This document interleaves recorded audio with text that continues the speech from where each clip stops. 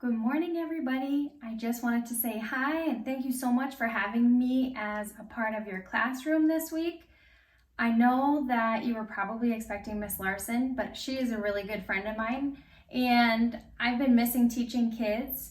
So she said that she wouldn't mind if maybe I got to teach your math lesson today. So anyway, my name is Miss Wilson. Some of you might remember me from a long time ago when I used to work at Tri-State. And some of you might just be meeting me for the first time. Anyway, I just wanted to say thank you, welcome, and let's get started. So before we do anything else, I am gonna let you know some of the things that we need. And then if you ever need to pause this video so that you can go and get those things, feel free to do that, okay? So, getting started. What you'll need today is paper and pencil, listening ears, and an awake brain. So if you could go get those things, I'll wait for you, don't worry. All right, you guys got them? Okay, perfect. Now, the next thing that I wanted to talk to you about is this. When I teach my kids, I always kind of let them know what we're going to be thinking about, learning about, doing throughout the lesson so that we kind of know what to expect. So here's the goal today. By the end of this lesson, I will round numbers to the nearest 10 so that I can estimate the sum. Let's read that one more time together. By the end of this lesson, I will round numbers to the nearest 10 so that I can estimate the sum.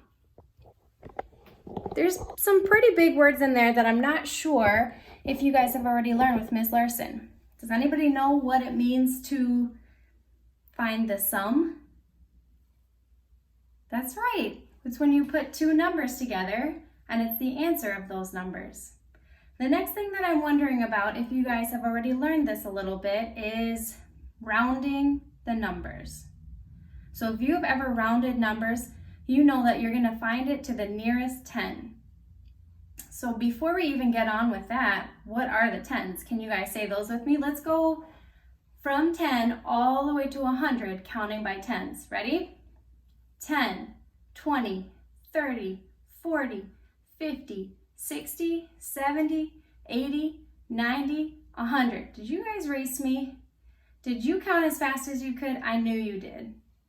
All right, so after we know that we're gonna round to the nearest 10, then eventually in a couple minutes, we're gonna estimate the sum.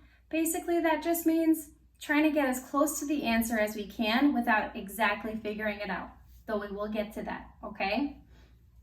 So I have something that I want to show you for kind of a visual picture of what it might mean to round your numbers to the nearest 10. Okay, so I kind of drew it in two different ways. Here's 0, here's 5, and then here's 10. Obviously, there's a lot of numbers that go in between those numbers. My goal when I'm rounding to the nearest 10 is to figure out, am I gonna go closer to the 0 or closer to the 10? I kind of also drew it like this, that looks like a hill. Is the ball gonna roll all the way down to the 0? Or if it's up to the 5, is it gonna continue rolling all the way down to the 10? All right, so I have your first one that we're gonna try to figure out. If you have the number 6, are you gonna have that be closer to 0 or 10? What do you guys think? Yeah, if we have 6, it's gonna go right after the 5. Is that closer to the 10 or closer to the 0? It's closer to the 10. I can also see that on my hill. If I go up here, it's gonna be around here. It's gonna roll all the way down to the 10. So if I am estimating 6 to the nearest 10, it would become 10. Let's try another one together. I'm gonna be quiet and see if you guys can figure out. What would we do in this situation? So I don't have 0, 5, or 10 if I'm thinking about 26. Do you know what my numbers would be? It would be 0, or it would be 20, 25, and then 30. It's the same concept. I would go from my 20, 25, or 30. Where would I put it on that hill? Right next to my 25, and I would roll it all the way down to the 30. Nice job. What would I do if I had 86? I'm gonna give you just a minute to figure out, if I was trying to round the number 86 to the nearest 10, where would it go? What if I had the number 83? Would that be closer to 80, or would that be closer to 90? If I had my number 3, it would be closer to the 0. Nice job, guys. You are really, really good at this. All right, so now that we kind of remember what the sum is, we remember what it is to round to the nearest 10. Now we're going to try something new, which is estimating. Okay, I want you to imagine, put your imagination hats on for a second here, is the deal. Your mom said you could go to the store with her and she gave you 75 cents. So I've got my 75 cents here, 25, 50, 75. And I only have this amount to spend. So I need to think. All right, we're at the store. Your mom has given you the 75 cents. You're not gonna believe this. There's been an amazing sale because things are crazy, crazy, crazy cheap. There's a ruler and it's only 38 cents. And if you wanna get this crazy, amazing, really, really special marker, it's 43 cents. So one of the goals that we had today was we were gonna round our numbers to the nearest 10 so that we could estimate the sum. All right, so looking at our numbers here, we've got 38 cents and we've got 43 cents, okay? So looking at our 38 cents, is that closer to 30 or is it closer to 40? If we're looking at our 8, that reminds us that that's closest to the nearest 10, which is going to be 40 cents. All right, let's take a look at our 43 cents. If we're gonna estimate that number to the nearest 10, we're gonna look at our 3. Is that 3 gonna get us closer to the 40 or to the 50? If we only have 3, we're gonna round it right back down to the 40. So we've got 40 cents plus 40 cents. When I see numbers with zeros, it makes me so excited because then I can use some information that I already know. If I know that 4 cents plus 4 cents equals 8 cents, 40 cents plus 40 cents equals 80 cents. I can save myself a little bit of time right there. All right, so how much it actually costs to get the ruler and the marker. So we know our estimate is 80 cents. Our mom only gave us 75 cents, so we might need to double check just to see if we have enough. So we've got 38 cents and we've got 43 cents. I know that when I have 8, I only need 2 more to get to 10.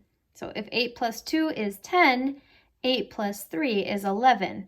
So I'm going to keep my 1 from the 11, and then I'm going to gather my next group of 10 up here. And that's representing my 1 group of 10. If I put my 3 and my 1 together, I get 4. And again, 4 plus 4 equals 8. So my estimate and my actual number were pretty close to each other. Now, if I had like $1 and my estimate was 80 cents, then I would definitely have enough. All right, let's try another one. Again, we are on like a mega crazy, amazing, incredible sale where pencils are 24 cents. Maybe that's a little steep for 1 pencil, but notebooks are 59 cents, which is amazing. So if we're gonna estimate our 24 cents and our 59 cents, what would we do? I'm gonna ask you guys on your piece of paper if you can figure out, is 24 cents closer to 20 or is it closer to 30? I'm going to give you a minute to see if you can figure that answer out. All right, if you finish with that, I want you to go on to your 59 cents. Is that closer to 50 cents or is it closer to 60 cents?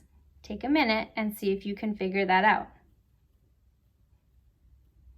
All right, this just in. We're double checking our answers.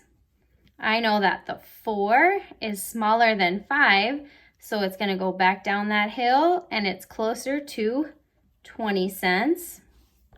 If I have 9, that's only 1 away from 10, so I know that that's going to be closer to the 10. So that would be 60 cents. Again, I'm going to take information that I already know to help me figure out something that I'm not quite sure about. So I know 2 plus 6 equals 8. So 20 plus 60 equals 80. We got 80 cents again with a totally new problem.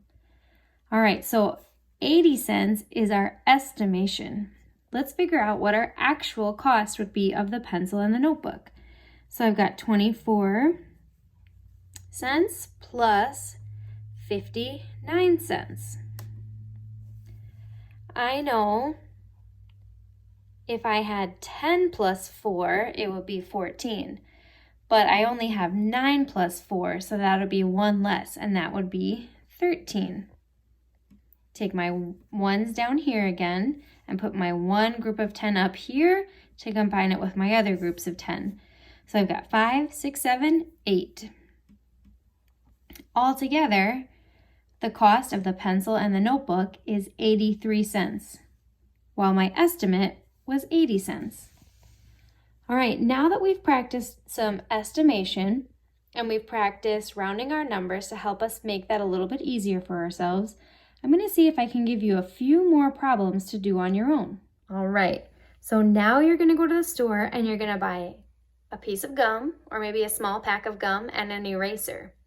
The actual cost of those 2 items is 12 cents and 27 cents. What I want you to do, kind of like what we've done together for the last few, is I want you to round 12 to the nearest 10, and that's going to be one estimate, and 27 to the nearest 10, and that's going to be your second estimate. And then I want you to find the sum or add those 2 numbers together to get your estimated cost of the gum and the eraser. If you want to even go into a challenge mode and make up your own problem and then share that with Miss Larson, I'm sure she would love it. I just wanted you to know that you are loved, that you are cared for, and I want you to know how lucky you are that you get to go to Tri-State Christian School where you can talk about God and that you can use the brains that He has given you to solve problems, to learn things. And I just wanted to say thank you for letting me be a part of your class today. Hope you guys have a wonderful Friday and a wonderful weekend. Bye.